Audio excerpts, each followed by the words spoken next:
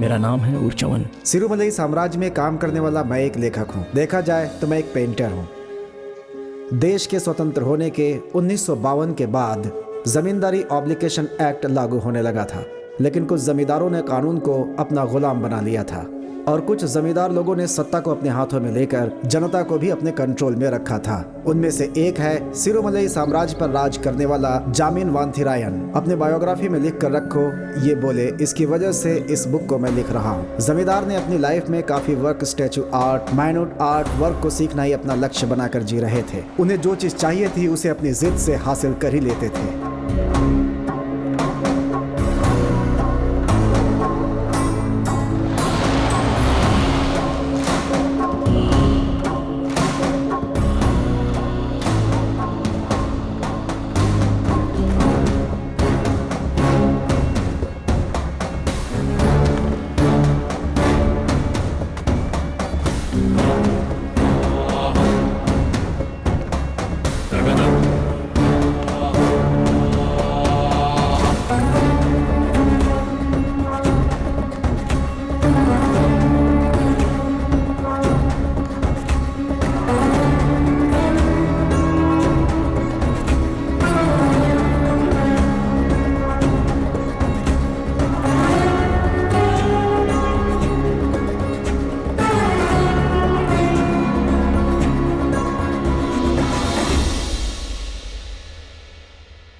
राजा साहब, मैं आपके यहाँ नौकरानी का काम करती हूँ। राजा साहब, 3 महीने से मुझे तनख्वाह नहीं मिली है।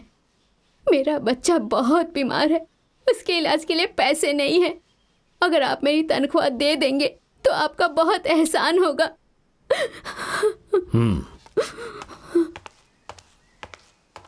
पुन्नी, राजा साहब आपको ऊपर बुला रहे हैं, चलो।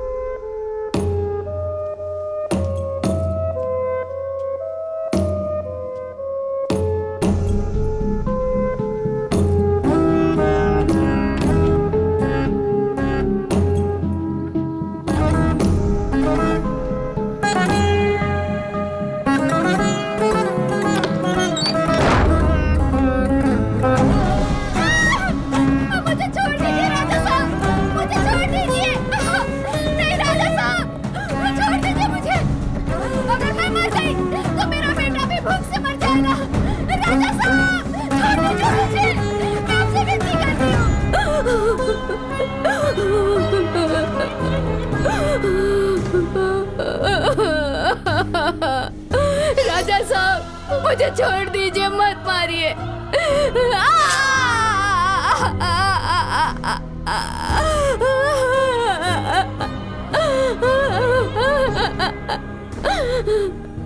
मैं हाथ जोड़ के विनती करती हूँ, आज के बाद मैं इस तरफ कभी नहीं आऊंगी। छोड़ दीजिए।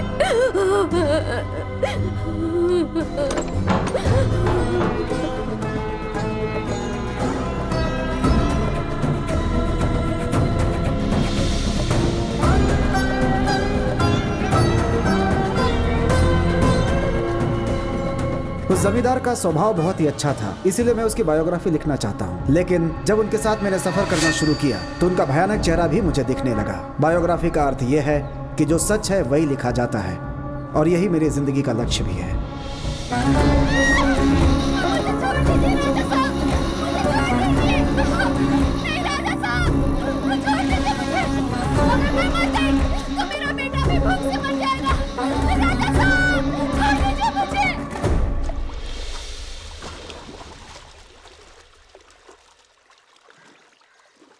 सुनिए, एक मिनट। बोलिए।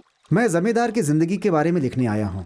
उनके बारे में आप कुछ बता सकती हैं? जमींदार का जो भयानक चेहरा है उसकी वजह क्या है, ये लोगों से मैंने सुना। जमींदार अपने वंश को आगे ना बढ़ा पाने वाला एक नामर्द था। इसी कमी को छुपाने के लिए वो औरतों का जानवरों की तरह शिकार करता था और ऐसा करके उसे खुशी मिलती थी।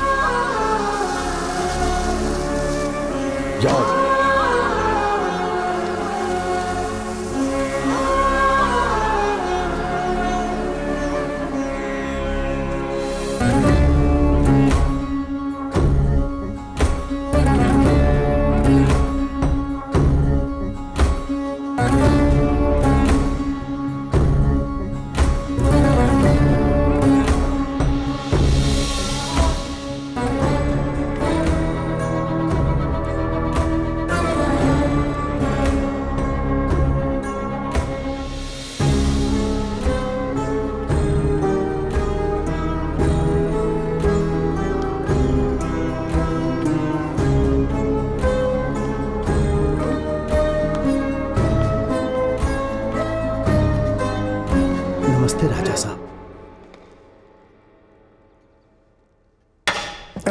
माफ कीजिएगा, मैं आपको देख नहीं पाया। आपका हिसाब किताब कैसा चल रहा है? बहुत ही अच्छा चल रहा है राजा साहब। मैंने सुना है कि आप अपनी किताब में मेरे बारे में कुछ गलत लिख रहे हैं। ऐसा कुछ भी नहीं है राजा साहब।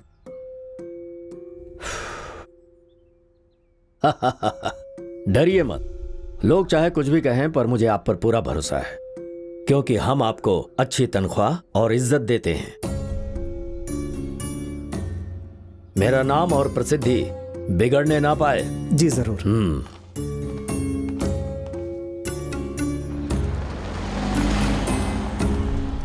इसका हिसाब जल्दी खत्म करो, राजा साहब आने के बाद पूछेंगे। ठीक है, कर देता हूँ। हे रुको, कहाँ जा रहे हो? राजा साहब की आर्ट गैलरी देखकर मुझे कुछ लिखना है। आर्ट गैलरी में जाने की किसी को अनुमति नहीं है बेटा, ये राजा साहब का ही हुक्म है। देखिए, मैं राजा साहब के जीवन के बारे में यहाँ लिखने आया हूँ और मुझे यहाँ पे सारे अधिकार दिए गए हैं। ये उनकी जिंदगी में कितना महत्वपूर्ण है आपको तो पता ही है। हाँ। फिर आप मुझे क्यों रोक रहे हैं? ठीक है, जाओ। अच्छा, अंदर ऐसा क्या है, क्यों किसी को जाने की अनुमति नहीं है? अब मैं तुम्हें क्या क्या बताऊं। बहुत ही महत्वपूर्ण मूर्तियां हैं, बहुत कीमती चीजें हैं उस रूम में, और उन सब से बढ़कर बर्मा से इंपोर्ट किया हुआ एक माया आईना उसके अंदर है। वो साधारण नहीं है, वो बहुत चमत्कारी आईना है। अगर तुम उस आईने के सामने जाकर खड़ा रहोगे तो तुम पिछले जन्म में कौन थे ये तुम्हें सच में दिखाई देगा। सच में? हाँ, तुम्हें तो राजा साहब ने सभी जगहों पर जाने की अनुमति दी है ना, तो जाओ।